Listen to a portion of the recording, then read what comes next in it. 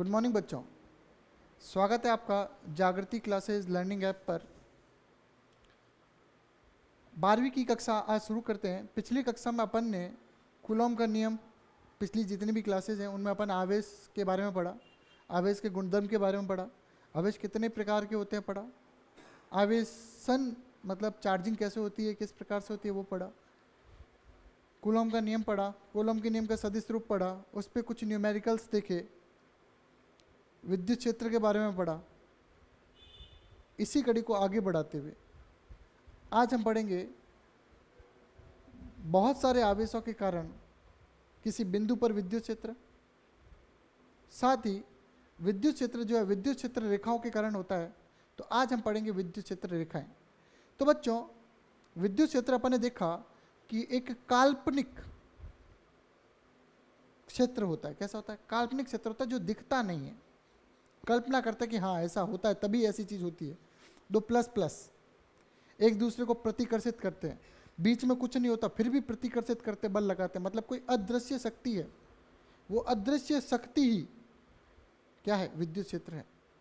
जैसे सूर्य के चारों ओर ग्रह चक्कर लगाते हैं, बीच में कुछ नहीं है, अदृश्य शक्ति है, वो गुरुत्वीय क्षेत्र है। तो विद्युत क्षेत्र के बारे में अंतिम कक्षा में अपन ने पढ़ा और अपन ने पढ़ा कि एक बिंदु आवेश के कारण कितना विद्युत क्षेत्र होगा, उसके बारे में पढ़ा।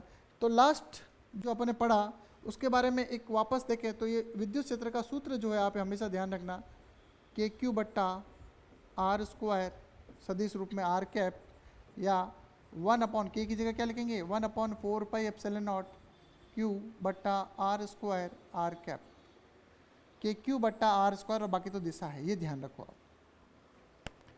क्लियर? एप्सिलॉन नॉट का मान आपको याद होना चाहिए या के का मान याद होना चाहिए। के का मान होता है 9 × 10⁹, ठीक है, और एप्सिलॉन नॉट का मान होता है 8.854 × 10⁻12।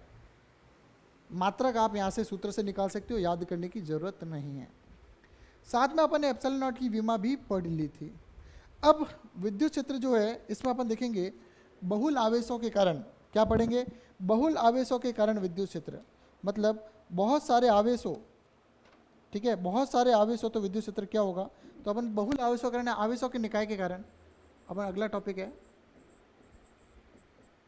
आवेशों के निकाय के कारण, आवेशों के निकाय के कारण विद्युत क्षेत्र। आवेशों के निकाय के कारण जब विद्युत क्षेत्र पढ़ रहे हैं तो देखिए कैसे पढ़ेंगे। तो एक चित्र बनाते बेटा पहले।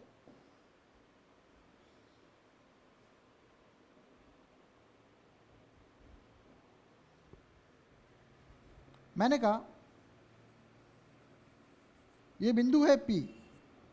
क्या है? बिंदु है P, और इस बिंदु के इधर एक आवेश है Q1, इधर एक आवेश है Q2 और इधर एक आवेश है Qn। बीच में बहुत सारे आवेश अन्य भी हैं। अब मेरे को इस बिंदु, इन सारे आवेशों के कारण इस बिंदु P पर क्या निकालना है? मुझे विद्युत क्षेत्र निकालना है। Q2 Qn, इन सारे आवेशों के कारण बिंदु P पर मुझे विद्युत क्षेत्र निकालना है। तो मैंने कहा कि एक निर्देश तंत्र में एक बिंदु P है जहाँ पे विद्युत क्षेत्र ज्ञात करना है। निकाय में आवेश Q1 Q2 dash dash dash Qn स्थित है, जिनके स्थिति सदिश या जिनके सदिश, जिनके सीधा लिखो सदिश, जिनके सदिश क्रमशः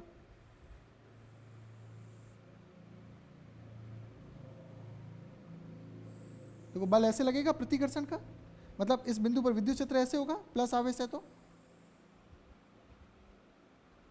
क्लियर, इस तरह से, ठीक है। तो Q1 से बिंदु इस P पर जो स्थिति सदिश होगा वो क्या होगा? R1P बोलो या RP1 बोलो, एक ही बात है। P के लिए बात कर रहे हो तो आप बोल सकते हो, जैसे अपन ने कल देखा था पिछली कक्षा में, अपन ने देखा था कि भाई ये एक स्थिति सदिश है और ये इस तरह से एक त्रिभुज बन रहा था। ये त्रिभुज जब बन रहा था तो अपन ने इसको कहा था R1, इसको कहा था R1 और इसको कहा था R2, और फिर अपन ने ये देखा था तो अपन ने कहा था कि R2 प्लस डेल्टा R बराबर R1 और डेल्टा R बराबर क्या था? R1 माइनस R2, और जो था R12 के बराबर। क्लियर? तो अपन इसको क्या लिखेंगे, 1p क्या लिखेंगे, R1 plus R1 minus RP। तो ये लिखेंगे, ये स्थिति सदिश जो होगा ये R1p होगा। तो पुनः इसको हटाते हैं, वापस देखिए, इरेजर लेके या सेलेक्ट करके इसको कहीं और रखते हैं। ये अपने पिछली कक्षा में अपने देखा था, तो इसको सेलेक्ट करके यहाँ डाल देते हैं ताकि आपको दिख जाए। ठीक है, पढ़ा है अपन देखा था भाई, R2 अगर ये है और ये डेल्टा R है, तो अपन ने त्रिभुज नियम से देखा था R2 प्लस डेल्टा R बराबर R1। ठीक है, फिर अपन ने कहा था R2 प्लस डेल्टा R बराबर R1, तो डेल्टा R क्या हो गया था, R1 minus R2। That means delta R जो है क्या हो गया था, R12 हो गया था। क्लियर? तो इसको 1p या p1 जैसे अपने किताब के हिसाब से अपन इसको लिखें, तो अब इसको R1 ही लिखते हैं, कोई दिक्कत नहीं है। इसको अपन ने लिख दिया R1 मान लो, इसको लिख दिया R2 सदिश, इसको लिख दिया Rn सदिश। क्लियर? अब देखिए, इसके कारण विद्युत क्षेत्र जो होगा वो होगा E1, इसके कारण जो विद्युत क्षेत्र होगा वो E2, और इसके कारण जो विद्युत क्षेत्र होगा वो En होगा। क्लियर बात है यहाँ तक? अब अपन क्या चलते हैं, इस बिंदु P पर जितने भी विद्युत क्षेत्र हैं उन सब का क्या करेंगे, सदिश योग करेंगे। तो हमने क्या लिखा, निर्देश तंत्र में किसी बिंदु P पर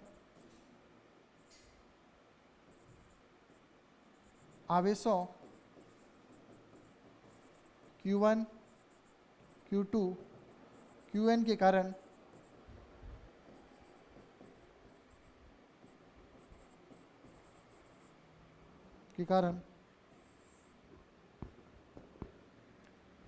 परिणामी विद्युत क्षेत्र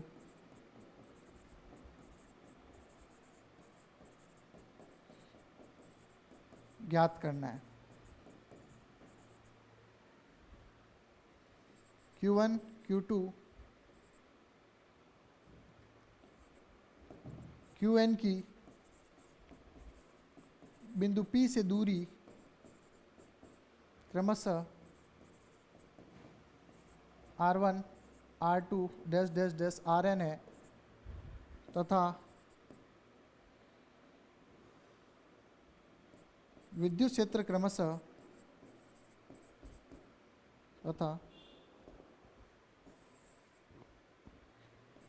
इनके कारण बिंदु P पर विद्युत क्षेत्र क्रमशः E1, E2 dash dash dash En है, जो चित्र में प्रदर्शित है।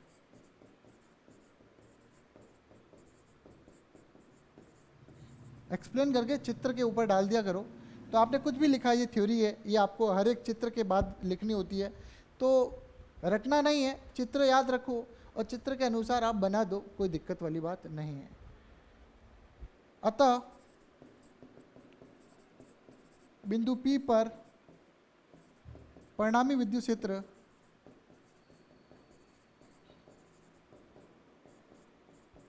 सभी आवेशों के कारण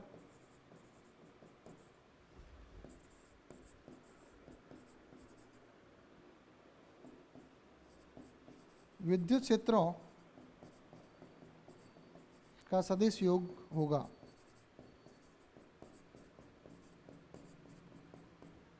तो देखो, जितने भी आवेश है वो बिंदु P पर जो विद्युत क्षेत्र लगाएंगे, तो उस विद्युत क्षेत्र का जो प्रभाव है क्या होगा, इसके कारण जो विद्युत क्षेत्र इधर आ रहा है, इसके कारण जो विद्युत क्षेत्र इधर आ रहा है, और इसके कारण विद्युत क्षेत्र इधर आ रहा है, इन सब का क्या होगा, सदिश योग ही बिंदु P पर कुल विद्युत क्षेत्र होगा।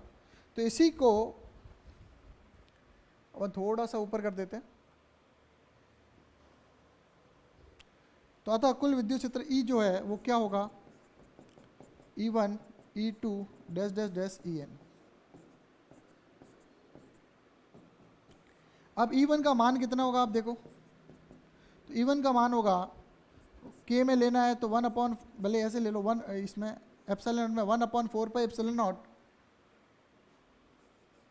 Q1 बट्टा R1 का स्क्वायर और R1 का कैप।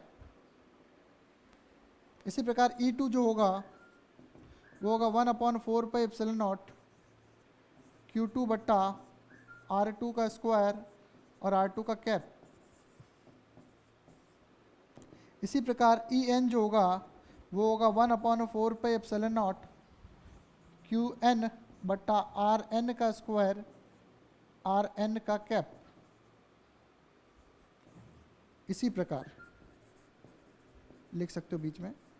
तो इसी प्रकार अपन ने ये सब मान निकाल लिए। अब कुल विद्युत क्षेत्र की बात करें तो ध्यान से देखिएगा,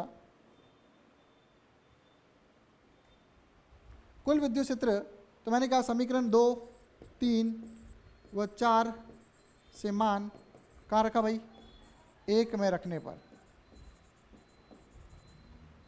अब जब मान रखेंगे तो आप देखोगे E जो है वो क्या होगा 1/4πε0 Q1 बट्टा R1 का स्क्वायर R1 का कैप प्लस 1/4πε0 Q2 बट्टा R2 का स्क्वायर। KQ बट्टा R होता है सूत्र, E का सूत्र मैंने शुरू करने से पहले बताया 1/4πε0 K हो गया Q बट्टा R स्क्वायर और R कैप, ये होता है विद्युत क्षेत्र का सूत्र जो कल पढ़ा था अपन ने। तो इसी आधार पे 1 का है तो 1 1 1, 2 का है तो 2 2 2, तो ज़्यादा दिमाग नहीं लगाना, ठीक है, आसान है और पेपर में आने के कोई इतने चांसेस नहीं है, पर किताब में दिया हुआ है इसलिए हर एक टॉपिक करेंगे। Qn Rn का स्क्वायर और Rn का कैप। अब आपको पता है कि ऐसा अपन ने जब बल के लिए किया था तो अपन ने कॉमन बाहर ले लिया था, तो यहाँ है 1/4πε0 और ये हो जाएगा Q1 R1 का स्क्वायर R1 का कैप प्लस Q2 R2 का स्क्वायर R2 का कैप। इसको थोड़ा मैं आसान तरीके से बता सकता हूँ और ये बता रहा हूँ, और ये अलग अलग किताबों में अलग अलग होता है, लेकिन आपको मैं बता रहा हूँ वैसे ही करना, ध्यान रखना। अब क्या करेंगे, आपको पता है एक ही चीज़ सारी जुड़ रही है, तो अपन क्या करेंगे समेसन फॉर्म में आ जाएंगे। अब अपन लगेंगे summation Q I R I का कैप, समेसन फॉर्म में ले लिया। अब अपन क्या करेंगे, ये I जो है देखो 1 1 1 2 2 2 3 3 3, तो मैंने इसकी जगह लिख दिया I। समझ में आ रही बात, दिमाग में समझ आई कि नहीं आई? चलो बहुत बढ़िया, समझ में आ जाना चाहिए भी। और I क्या है 1 से लेके N तक है, और ये है अपना कुल विद्युत क्षेत्र। तो ये जो है परिणामी जो विद्युत क्षेत्र है, ये परिणामी विद्युत क्षेत्र आपको इस प्रकार से प्राप्त होगा। E बराबर 1/4πε0 समेसन I equals to 1 to N QI बट्टा RI का स्क्वायर इंटू RI का कैप। कैप क्या होता है भाई, ये कैप वापस बता दूं किसी को नहीं पता हो तो ये होता है एकांक सदिश। वापस देखो भाई, एकांक सदिश होता है कैप। एकांक सदिश 11वीं का टॉपिक है, वापस बता रहा हूँ, जो जो नहीं समझ में आएगा मेरे को पूछ लेना। आर सदिश बट्टा आर सदिश का परिमाण जो है ये होता है एकांक सदिश। एकांक सदिश क्या होता है, कोई सदिश बट्टा उसका परिमाण जो है एकांक सदिश होता है, जिसका परिमाण तो एक होता है उसमें दिशा होती है। एकांक सदिश एक अंक सदिश, संधि विच्छेद करो तो एकांक का क्या संधि विच्छेद होगा, एकांक का संधि विच्छेद है एक अंक, मतलब वह सदिश जिसका परिमाण कितना होता है, एक अंक होता है, एक यूनिट होता है, एक इकाई होता है। वह सदिश जिसका परिमाण एक इकाई होता है तथा जिसमें दिशा होती है उसे एकांक सदिश कहते हैं। और इसका सूत्र क्या होता है, सदिश बट्टा उसका परिमाण, सदिश बट्टा उसका परिमाण एकांक सदिश होता है। तो इसके साथ अपन ने बहुल आवेशों के कारण या आवेशों के निकाय के कारण किसी बिंदु पर विद्युत क्षेत्र का पूरा डेरिवेशन अपन ने ये देख लिया। क्लियर बच्चों, पूरा मैंने आपके सामने रख दिया, ये पूरा डेरिवेशन है, मेरे ख्याल से दिख रहा होगा, तो एक पेज पे ये पूरा डेरिवेशन सेट हो गया।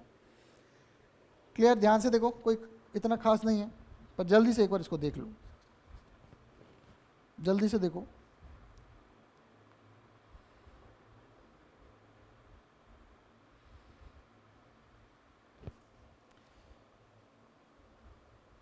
इसके सारे कॉन्सेप्ट जो है, इसके जो सारे कॉन्सेप्ट है वो बल के निकाय के कारण जो आपने पढ़ा था ना, आवेशों के निकाय के कारण या आवेश बहुल आवेशों के कारण किसी एक आवेश पर बल, सेम वैसे ही है इसके कॉन्सेप्ट। तो आपको ज़्यादा चिंतन करने की ज़रूरत नहीं है।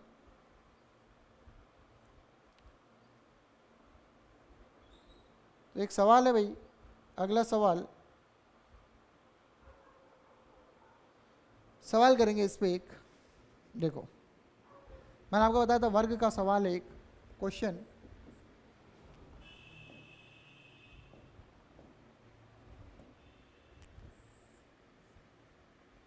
एक वर्ग है, इसके 4 कोने हैं ए बी सी डी, और इसकी प्रत्येक जो भुजा है वो है ए।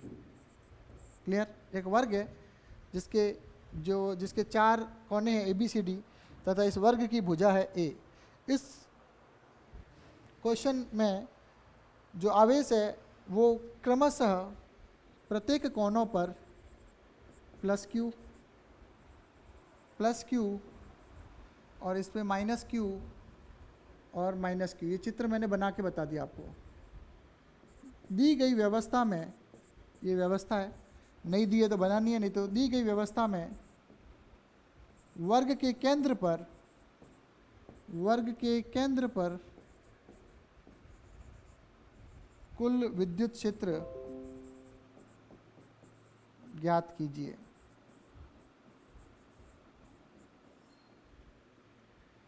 तो मैं ऐसा करता हूं, मैं इसको थोड़ा सा परिवर्तित करता हूं। चित्र ए व बी में, इस सवाल को चेंज कर दिया, ये हो गया चित्र पी व क्यू में। तो ये तो आपका चित्र हो गया पी। एक चित्र और बना लेता हूं ताकि पूरा कॉन्सेप्ट क्लियर हो जाए।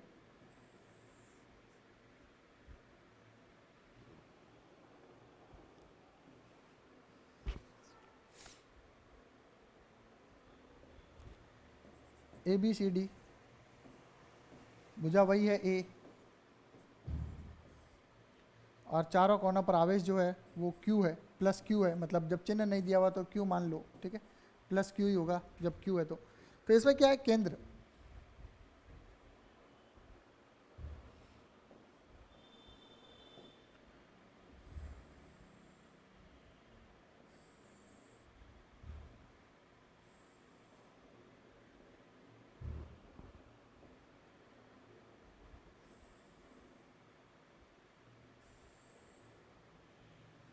ठीक है, इस तरह से चित्र भी बना लिया। अब देखो ध्यान से बच्चों, मेरी बात सुनना, मैं कौन सा बता रहा हूँ, मैं क्या बता रहा हूँ, मैं आपको बताऊँगा अब 10वीं तक की गणित। ठीक है, गणित से होगा तो बता रहा हूँ, जिसको नहीं आता वो भी ध्यान से देखें। एक इस सवाल में बहुत सारे बच्चे कंफ्यूज करते हैं, ध्यान रखना, तो कंफ्यूज होने की ज़रूरत नहीं, मैंने पहले ही बताया आपको। देखो जब ये ए है, ये ए है, तो बेटा एक जो भुजा होगी यहाँ से यहाँ तक, ये निश्चित रूप से कितनी होगी, √2 है। पाइथागोरस प्रमेय लगा दो, ए का स्क्वायर प्लस लंब का स्क्वायर आधार का स्क्वायर का अंडरूट, कर्ण हो जाएगा ये, तो ये हो जाएगा 2a स्क्वायर का अंडरूट, और आपको पता है √2 और a हो जाएगा बाहर, तो 2a आ जाएगा कर्ण। देखो हर एक चीज़ बता रहा हूँ, अरे कमज़ोर से कमज़ोर बच्चा भी इसको देखेगा तो उसको समझ में आ जाएगा। तो √2a हो गया, कोई दिक्कत नहीं यहाँ से यहाँ तक। अब मैं केंद्र से, सुनना, केंद्र से इसको अगर 2 टुकड़ों में बांटूं तो अब ये क्या होगा, इतना इतना, तो √2a/2 इधर की हो जाएगी और √2a/2 इधर की हो जाएगी, क्योंकि बट्टा 2 है ना बराबर। अरे बात आ रही कि नहीं समझ में?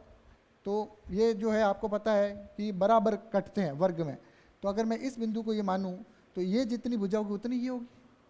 तो मैंने अब क्या किया कि ये जो भुजा है, ये भुजा कितनी है, सुनिएगा, ये भुजा सिर्फ यहाँ से यहाँ तक मैं लाइन खींच दूँ, ये इसकी लंबाई कितनी है, तो इसकी लंबाई कितनी होगी, √2a/2, तो ये हो जाएगा a/√2। इतनी भुजा आ गई भाई, मैं इसको x मान लेता हूँ, तो x आ गया a/√2। किसी को दिक्कत है क्या? तो मैंने कहा ये भाई यहाँ से यहाँ तक भुजा जो है OB मान लो, OB जो है x है, और x कितना, a/√2। ये बेटा आपको पता होना चाहिए। पूरी तो √2a है, पर इतनी जो है a/√2 है। यहाँ तक किसी को तकलीफ होनी नहीं चाहिए। अब बच्चों इधर देखो, यहाँ तक समझ में आया भाई? देखो पूरी गणित है, फिजिक्स जो है पूरी गणित है, इसलिए थोड़ा सा दिमाग चाहिए होता है इसमें, बस आसान है। इसके बाद अब देखो, इस ए के कारण ये अपना हो गया केंद्र, इस ए पर रखे क्यू के कारण विद्युत क्षेत्र कहाँ होता है, दूर की ओर, तो इधर होगा दूर की ओर। ये जो दूरियां हैं ये चारों इसमें बराबर होगी, और मैंने वो आपको दूरी बता दी x। अभी तो x मान लेंगे, जब भी फाइनल मान निकालेंगे तब x की जगह a/√2 रख देंगे। अभी तो मैं x मान लिया। चलो, तो इस q के कारण यहाँ पे विद्युत क्षेत्र क्या होगा, विद्युत क्षेत्र, ठीक है, यहाँ पे कोई आवेश नहीं है O पर, ध्यान रखना O पर कोई आवेश नहीं है, तो इसके कारण विद्युत क्षेत्र क्या होगा। तो आपको पता है विद्युत क्षेत्र तो मैंने आपको बताया था E1 KQ बट्टा दोनों के बीच की दूरी का स्क्वायर, दोनों मतलब बिंदु और इसके बीच की, A के बीच की, तो KQ बट्टा x² आ गया। चलो ठीक है, अब मैंने कहा चलो इसके कारण विद्युत क्षेत्र क्या होगा, दूर की तरफ। प्लस से हमेशा विद्युत क्षेत्र दूर की तरफ होता है और माइनस में अंदर की तरफ होता है। देखो 2 उदाहरण देखेंगे समझ में आ जाएगा।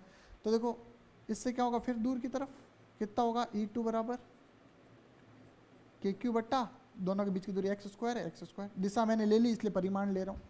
तो आपने देखा कि इन दोनों के कारण जो विद्युत क्षेत्र है वो परिमाण में बराबर लेकिन विपरीत दिशा में, परिमाण में बराबर विपरीत दिशा में। मैंने कल आपको एक सारणी के माध्यम से बताया था कि जब दो सदिश परिमाण में बराबर और विपरीत दिशा में हो तो उनका परिणाम शून्य होता है। तो ये दोनों एक दूसरे को निरस्त कर देंगे, ये दोनों एक दूसरे को निरस्त कर देंगे। तो अपन लिखेंगे E1 व E2, पहले ये पूरा लिख देना, E1 E2 ये मान लिख देना, फिर लिखेंगे E1 व E2 परिमाण में समान वह विपरीत दिशा में होने के कारण, परिमाण में समान विपरीत दिशा में होने के कारण परस्पर निरस्त हो जाते हैं। ठीक है, अब इधर देखिए, अब इसके कारण विद्युत क्षेत्र इधर होगा, वो कितना होगा, E3 मान लो, वो कितना होगा भाई, वो भी इतना ही होगा, KQ, Q के कारण है तो KQ बटा बीच की दूरी कितनी है, x²। और इसके कारण विद्युत क्षेत्र कहाँ होगा, दूर की तरफ, इधर भाई, इसके कारण विद्युत क्षेत्र कहाँ होगा, दूर की तरफ, ये होगा KQ बट्टा x², ये हो जाएगा E4।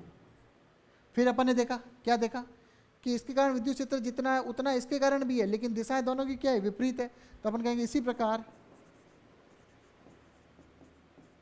E3 व E4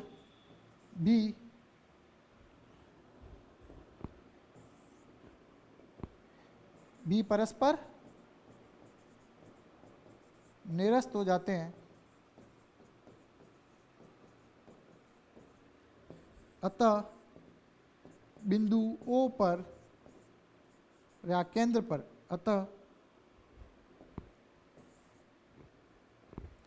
अतः केंद्र O पर E नेट कितना होगा, 0। क्लियर है भाई, ये समझ में आया। अतः हम कह सकते हैं, अतः हम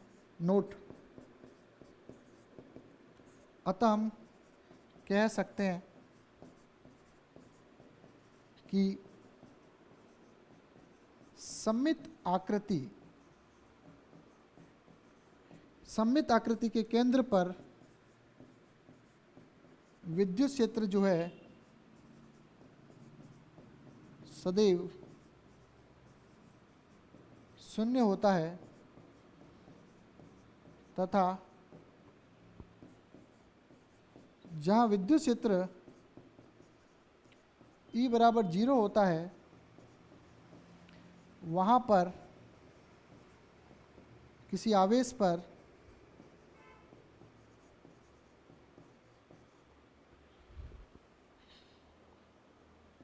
E बराबर QE के आधार पर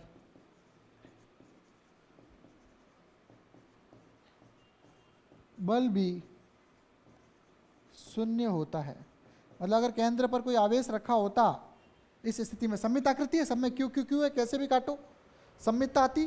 तो अगर ये बिंदु O पर केंद्र पर कोई आवेश Q भी रखा हुआ होता तो वहाँ पे बल क्या होता, शून्य। तो ये मैंने कॉन्सेप्ट बता दिया। अब सर इस कॉन्सेप्ट को और एक्सप्लेन करो, तो और कर देता हूँ। देखो ये आपका होमवर्क है भाई, क्या है कि त्रिभुज है, ठीक है भाई, तीनों भुजाएं कितनी है, ए है, ठीक है भाई, तीनों पे आवेश कितना है, क्यू है, ठीक है भाई। क्लियर? यहाँ तक किसी को दिक्कत नहीं होनी चाहिए। आकृति सममित है तो निश्चित रूप से इसका जो केंद्र होगा, केंद्रक होगा, जो भी होगा, उस पे कुल विद्युत क्षेत्र जो है वो 0 आएगा।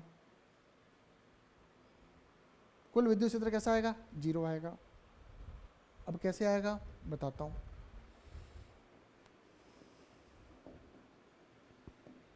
मैंने कहा इसको इससे मिलाया, इसको इससे मिलाया, इसको इससे मिलाया, ठीक है। अब आपको पता है, सुनना, मैं गौर से कौन सा बता रहा हूँ, ध्यान से सुनना भाई, मेरी बात को ध्यान से सुनना। सबके दिमाग में घुसे नहीं घुसे, पर अब घुस जानी चाहिए जब मैं बता रहा हूँ। तो जब ये आपको पता है ये माध्यिका होती है, ये क्या करती है, यहाँ से यहाँ तक जो है a बटा, या टोटल a दूरी थी तो ये 2 दूरी है, a बटा 2 है। तो मैं अब जो है इस त्रिभुज पे फोकस कर रहा हूँ, ध्यान से देखना, मैं लाइन खींच रहा हूँ अलग कलर से। मैं इस त्रिभुज पे फोकस कर रहा हूँ, मुझे पता है कि 0 होगा, लेकिन कैसे होगा बता देता हूँ। ये a है और ये a बटा 2 है, तो यहाँ से यहाँ तक भुजा कितनी होगी? तो यहाँ से यहाँ बिंदुओं के नाम भी दे दो, a, b और c, ठीक है। और इनके नाम भी दे दो, d, e और f, माध्यिका होंगे। तो निश्चित रूप से ACD जो त्रिभुज है, कौन सा त्रिभुज? ACD जो त्रिभुज है उसको ध्यान से देखिए भाई, 10वीं का कॉन्सेप्ट है, मैं पुनः रिपीट करवा रहा हूँ ताकि हर बच्चे के दिमाग में घुसे और न्यूमेरिकल में मज़ा आने लगे। मेरा उद्देश्य यही है, मेरा उद्देश्य है कि आपके मस्तिष्क का जो लेवल है उसको बढ़ाना। तो ये न्यूमेरिकल है। अब मैं इस क्वेश्चन को बताता हूँ, करना आपको है फाइनली, मैं इसका कॉन्सेप्ट बताता हूँ क्या है। तो आप यहाँ से त्रिभुज से देख रहे हो, आप इस चित्र से देख रहे हो, आप इस चित्र से क्या देख रहे हो कि ये जो भुजा है ये बराबर है इसके और ये भुजा बराबर होगी। तो मैंने इन तीनों बराबर भुजाओं को x मान लिया, जैसे इधर x माना था। अब मुझे इन भुजाओं x का मान निकालना है, मुझे यहाँ से यहाँ तक ये निकालना है x। मतलब मैं कहता हूँ x क्या है, तो आप कह सकते हो सर x तो CO है, या x तो है AO है, या x जो है BO है, कुछ भी है, तीनों बराबर होगी। क्लियर? अब आपको ये पता होना चाहिए, तो पहले मैं ये CD निकाल दूँ, तो CD भुजा कितनी होगी? तो आप देखो CD जो है, देखो ध्यान से, ये पूरा है, ये कोण कितना है? 60 डिग्री समकोण बन रहा है, कोई दिक्कत नहीं है, समकोण बन रहा है। 3 और 2 भुजा दी हुई, तीसरी निकाल सकते हो। तो CD जो भुजा वो कितनी होगी? तो आप देखो CD जो भुजा होगी ये, वो क्या होगी? कर्ण का स्क्वायर माइनस आधार का स्क्वायर का अंडर रूट होगा। CD क्या? लंब है, तो लंब CD बराबर क्या होता है? ये फॉर्मूला आपको पता होगा, यह फॉर्मूला आपको पता होगा ना, कर्ण का स्क्वायर बराबर आधार का स्क्वायर प्लस लंब का स्क्वायर होता है। तो लंब निकालना है तो क्या होगा? कर्ण का स्क्वायर, आधार उधर चला जाएगा तो माइनस आधार का स्क्वायर, और अंडर रूट उधर चला जाएगा तो अंडर रूट। मेरे हिसाब से ये फॉर्मूला सबको पता होना चाहिए। ये आया कैसे? ये फॉर्मूला जो है कर्ण का स्क्वायर बराबर लंब का स्क्वायर प्लस आधार का स्क्वायर होता है। तो कर्ण का स्क्वायर आधार का स्क्वायर इधर आया पहले माइनस में, और फिर अंडर रूट आ गया, तो ये आ जाएगा। कर्ण कितना है भाई? a, तो a का स्क्वायर माइनस, अरे मैं चाहता हूँ हर एक बच्चे को समझ में आए, ये मेरी बात समझ में आ रही है? मैं इसलिए इतने न्यूमेरिकल प्रैक्टिस करवा रहा हूँ कि दिमाग खुल जाए भाई, आपका मज़ा आ जाए। चाहे आप किसी भी गांव ढाणी में पढ़ रहे हो, बैठे हो, अभी किसी भी अवस्था में, आपको एक एक टॉपिक क्लियर होना चाहिए। अब यहाँ पे ये a बटा 2 है, इसका स्क्वायर करेंगे तो a बटा 2 आधार है इसका स्क्वायर का अंडर रूट, ये a स्क्वायर और ये a स्क्वायर बटा 4 का अंडर रूट। यहाँ पे जगह नहीं है तो थोड़ा सा सावधानी रखना, चिंता मत करना, जगह बना देंगे।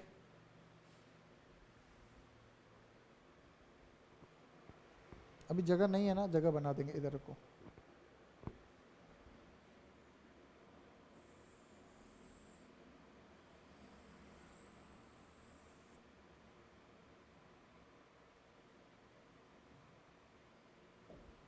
जगह बन गई, देखो।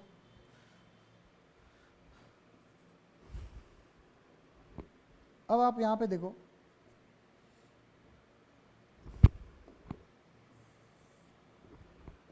अब इधर देखो, अब क्या होगा? a स्क्वायर में से a स्क्वायर बटा 4 गया तो निश्चित रूप से होगा 3 बटा 4, एक में से 1/4 गया a स्क्वायर का अंडर रूट, और निश्चित रूप से आप यहाँ से देख रहे हो कि रूट 3 तो पड़ा है, 4 का अंडर रूट होता है 2, और ए स्क्वायर का होता है ए। तो ये भुजा आ गई, ये कितनी है भाई आपकी एक्स, √3/2 ये हो गई आपकी एक्स। कोई तकलीफ है? एक्स नहीं हुई, अरे एक्स नहीं हुई, एक्स नहीं हुई, एक्स नहीं हुई, ये हो गई आपकी अंतिम क्या, सी डी। अब आप देखो एक्स निकालना है, तो आपको पता है कि केंद्रक जो है किसी माध्यिका को 2:3 में बांटता है। तो आपको पता चल रहा है कि देखो 2:3 में बांट रहा है, तो मतलब अगर ये आपको ज़्यादा लग रहा है, ये कम लग रहा है, ठीक है, तो अनुपात आपको पता है 3:, कौन सा अनुपात होता है? अगर मैं कहूँ, सुनना, अगर मैं इसको कहूँ इसको बांटना है, तो ये जो है कुल का 1/3 भाग होगा और ये कुल का 2/3 भाग होगा, ऊपर वाला। अगर कुल का, ठीक है, तो 2:1 में बांट दिया। अनुपात कौन सा होता है? 2:1 में। 2:1 का मतलब ऊपर वाली 2 गुना होगी तो नीचे वाली उसकी 1 गुना होगी। तो ऊपर वाला अगर 2/3 है तो नीचे 1/3 है। 2/3 को मैं कह सकता हूँ 2 बार 1/3 और 1/3। तो अब मुझे ये वाली भुजा, देखो मेरा सी डी आ गया। अब मैं सी डी जो आ गया, सुनना, यहाँ लिख रहा हूँ,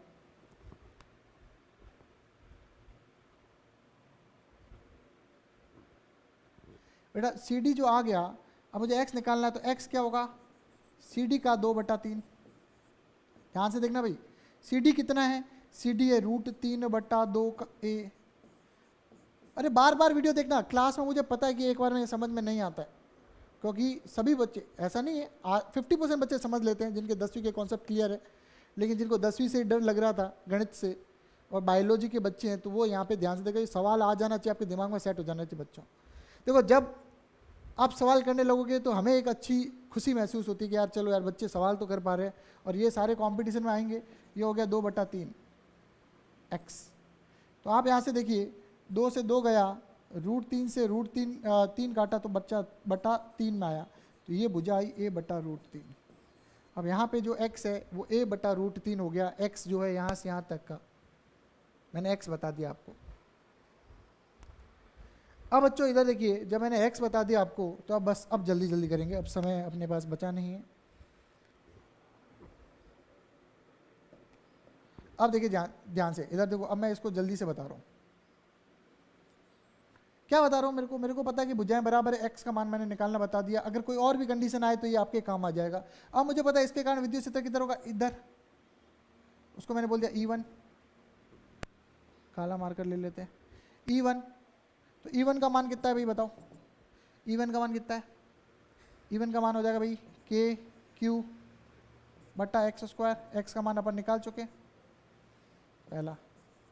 चलो बताओ E2 कितना होगा? E2, चलो इसके कारण विद्युत क्षेत्र इधर की ओर होगा, ये हो जाएगा E2। E2 कितना होगा? ये भी इतना ही होगा। दिशा मैंने बना दी, इसके परिमाण लिख रहा हूँ 2। क्लियर? तीसरा विद्युत क्षेत्र कहाँ होगा? ऐसे नीचे की ओर, उसके कारण दूर की ओर, तो E3। ये E3 बना देता हूँ। E3 कितना है? KQ/x²। अब ध्यान से देखिएगा कि जब देखो ये टोटल 60 था, ये टोटल ये भी 60 था, तो इसका आधा ये हुआ 30 और ये आधा हुआ ये 30। जब ये दोनों, ये त्रिभुज देखो, ये वाला AOB में 2 कोण 30-30 हो गए, तो जो ऊपर वाला कोण है, ध्यान से देखना, मेरी बात सुनना, ये कितना होगा? 120। AOB में A कोण और B कोण तो हो गए इधर वाले, A और B नहीं बोलते।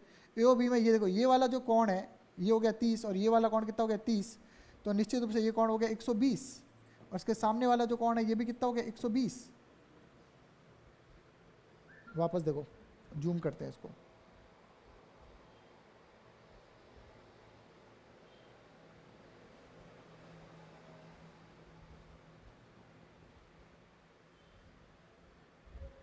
पूरा जूम करके दिखाता हूँ। चलो दिख रहा है आपको? तो मैंने क्या बोला यहाँ पे कि ये जो ये कोण दिख रहा है आपको, देखो टोटल है 60, ये कोण हो गया 30। जब ये कोण 30 हो गया तो इसी प्रकार ये भी हो गया 30। तो ये पूरा त्रिभुज जो ये मैं दिखा रहा हूँ, ये अगर ये 30 है, ये 30 है, तो ये वाला कोण कितना होगा? 120। जब ये वाला 120 हुआ तो इसके सामने वाला कितना हुआ? 120। अब आप देखिए कि अपन ने अभी देखा था E1 E2 और E3 तीनों बराबर थे, तीनों का मान क्या था, बराबर। तो मैं इसको E मान सकता हूँ, तो मैं इसको कह सकता हूँ ये भी E है, मैं इसको कह सकता हूँ ये भी E है, और मैं इसको भी कह सकता हूँ ये भी E है। ठीक है भाई, क्लियर। अब देखिए सुनिएगा, अब कोई भी वस्तु है उस पर 120 डिग्री पे ऐसे बल लगते हैं, आपने 11वीं कक्षा में पढ़ा था, 3 सदिश ऐसे काम कर रहे हैं, तो इसमें जो नेट सदिश होगा वो सदैव 0 होगा 120 डिग्री पे। ये स्थिति आपने 11वीं में पढ़ी थी, यहाँ पे अपन हल करके देखते हैं, 11वीं की बात अलग है। तो आप देखिए कि जब मैंने कहा, सुनिएगा, जब मैंने कहा कि ये E है और ये E है और ये कोण इनके बीच में 120 है, तो कल मैंने कहा था जब समान सदिश होते हैं उनके बीच में कोण 120 होता है, तो उनका परिणामी उनके बीचों बीच उतना ही होता है E। याद आ रहा है, मैंने कहा था F बराबर हो तो थीटा 120 हो तो परिणामी होता है R बराबर F होता है। तो E जो दोनों बराबर है तो दोनों के बीच में कोण 120 है, तो इनका परिणामी कहाँ आएगा, बीचों बीच E आएगा। और फिर ये दोनों भूल जाओ भले। तो आप देख रहे हो कि E नीचे है और E ऊपर है, तो आपको पता है कि नेट E कितना होगा, E माइनस E बराबर 0। देखो पहले समझना होता है, लिखने की टेक्निक तो बात की बात है, तो पहले आपको इस चीज़ को समझना है। तो इस तरह का न्यूमेरिकल मैंने करवा दिया आपको, देख लो, इसमें कोई भी 1-2 मिनट देख लो इसको, चित्र को ध्यान से, मैंने कहाँ क्या किया।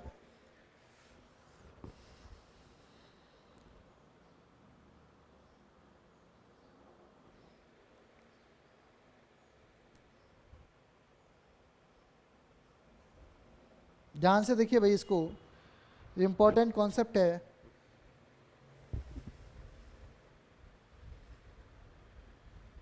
और मैंने पहले बता दिया कि जब सममित है तो विद्युत क्षेत्र वैसे ही सेंटर पे, केंद्र पे, कोई भी सममित आकृति है उसके केंद्र पे विद्युत क्षेत्र सदैव 0 होता है।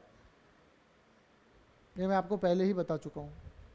कैसे हुआ वो मैंने बता दिया कि 3 आवेश है, तीनों की केंद्र से समान दूरियां हैं, तो तीनों के कारण जो विद्युत क्षेत्र होगा केंद्र पे वो समान होगा। और फिर जब सममितता आ गई तो अपन ने क्या किया, 2 का परिणामी निकाला, 2 का परिणाम जो है, 2 का परिणामी तीसरे के विपरीत दिशा में आया, 2 का परिणामी तीसरे के विपरीत दिशा में आया, अतः विद्युत क्षेत्र 0 होना ही है, क्योंकि विपरीत बराबर है, विपरीत दिशा है और परिमाण में बराबर है, तो 0 ही होना है। 5 न्यूटन इधर लग रहा है, मान के चलो 5 न्यूटन बल इधर लग रहा है, 5 न्यूटन इधर लग रहा है, 0 का। 5 विद्युत क्षेत्र इधर लग रहा है, 5 इकाई विद्युत क्षेत्र इधर लग रहा है, तो 0 ही होगा। क्लियर भाई? तो यहाँ तक मैंने आपको ये समझा दिया। अब इसको वापस करते हैं छोटा,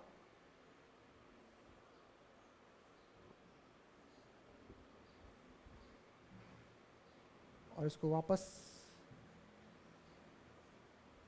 व्यवस्थित करने की कोशिश करते हैं।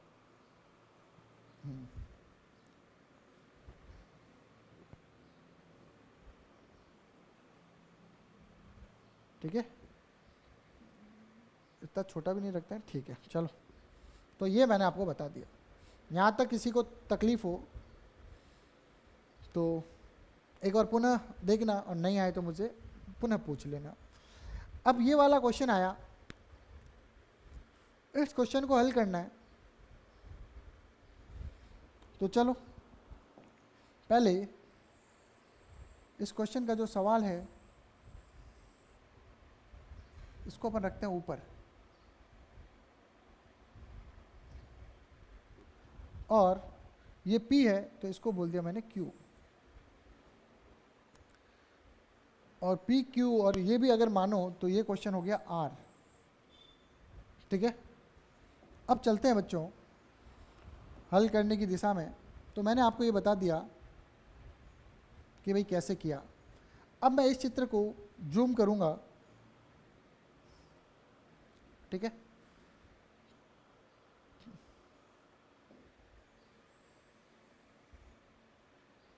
चलो ऐसे ही जूम कर लेता हूँ। सर आपको यही क्वेश्चन दिखे। अब ध्यान से देखिए भाई, इस चित्र में,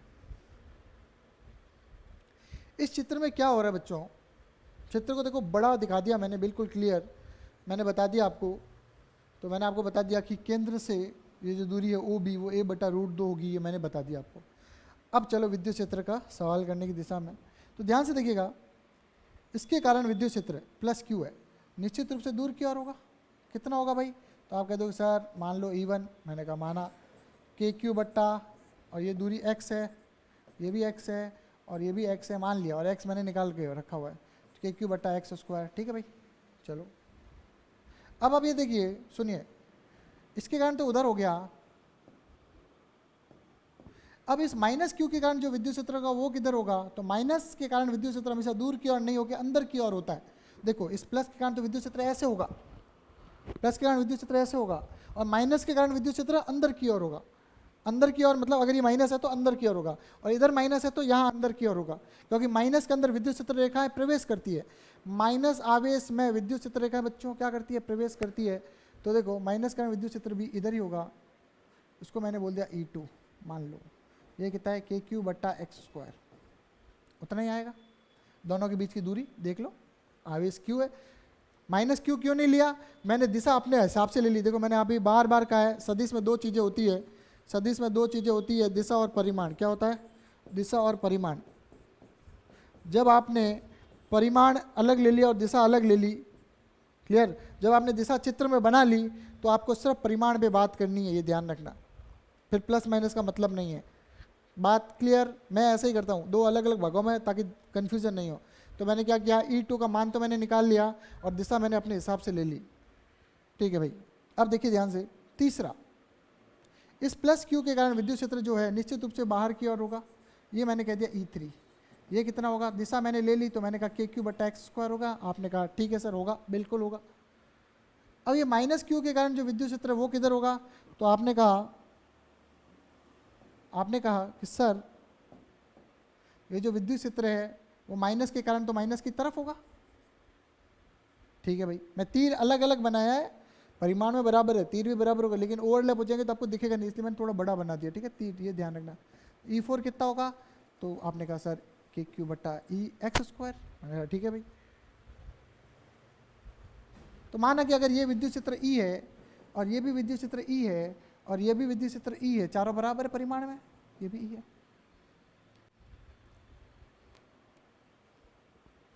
तो पुनः इस चित्र को अगर मैं बनाऊं, सुनना, पुनः मैं इस चित्र को बनाऊं तो मैं इसको ऐसे बना सकता हूं, ध्यान से देखना।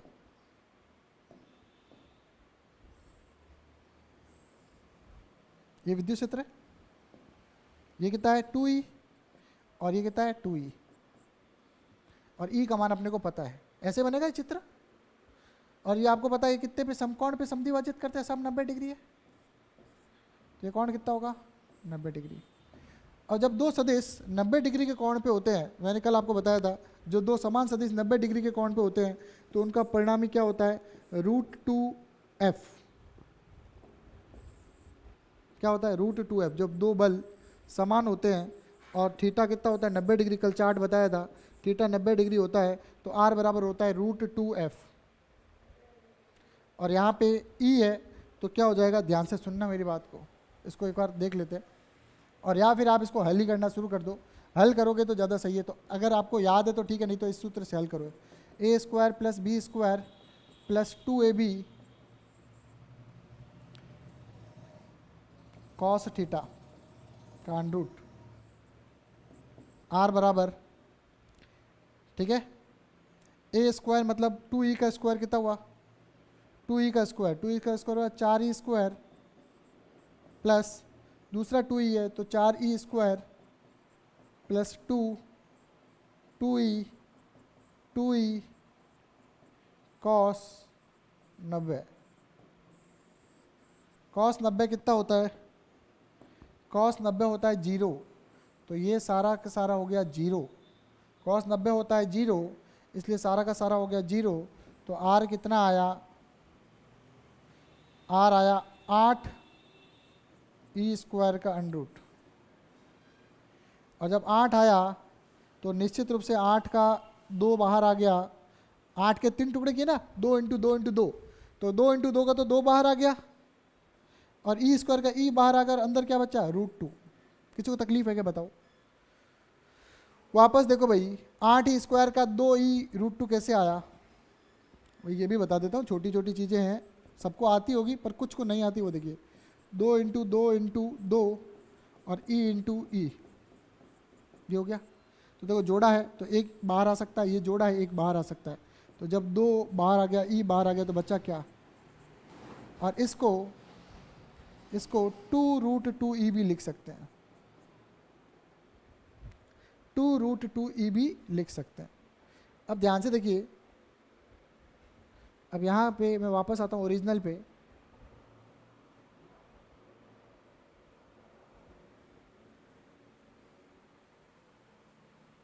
ठीक है, थोड़ा सा मैं समझा दिया। अब मैं वापस आ जाता हूँ, तो मेरे को पता है कि r जो है वो 2√2e आ गया, तो r की जगह मैं ई नेट लिख दूँ, कुल विद्युत क्षेत्र ई नेट, बस आ गया।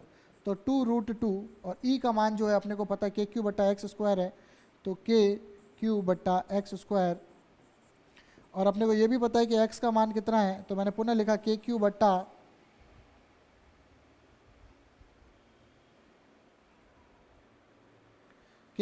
और x का मान है a/√2, तो a/√2 का स्क्वायर, तो ये हो जाएगा 2√2 KQ बटा, इसका स्क्वायर किया तो a²/2। जब ये बटा 2 उधर जाएगा ऊपर, कहाँ जाएगा, ऊपर, तो ये हो जाएगा 4√2 KQ बटा a², 4/2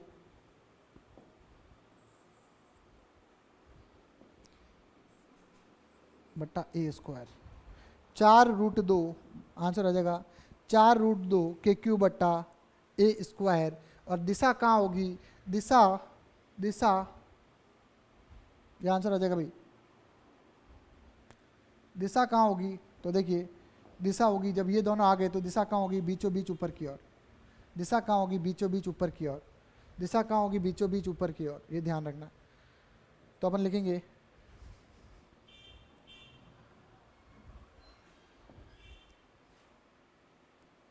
क्योंकि ऊपर की ओर, या तो ऐसे लिख दो, ठीक है, क्या लिखोगे, ऊपर की ओर, और यहाँ कोई बिंदु देखिए दिशा दे देना, जैसे देखो थोड़ा सा कठिन था भाई आज का, ये ध्यान रखना, ये मतलब दिशा कहाँ होगी, ऊपर की ओर, दिशा कहाँ थी, ऊपर की ओर, परिणामी दिशा ऊपर की ओर। तो आप इसको ऊपर की ओर के लिए कोई बिंदु बना के बता सकते हो, अपवर्ड, पीछे अपवर्ड भी लिख सकते हो, ऊपर की ओर लिख सकते हो। तो आज मैंने आपको बहुत सारा बता दिया, ये न्यूमेरिकल बता दिया, आप इसको एक बार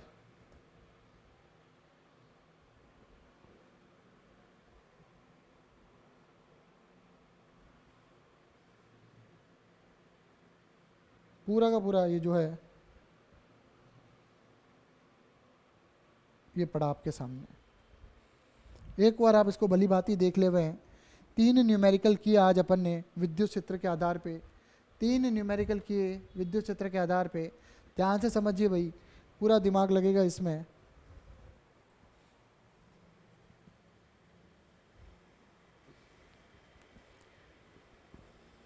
क्लियर, तो जल्दी से इसको नोट करें।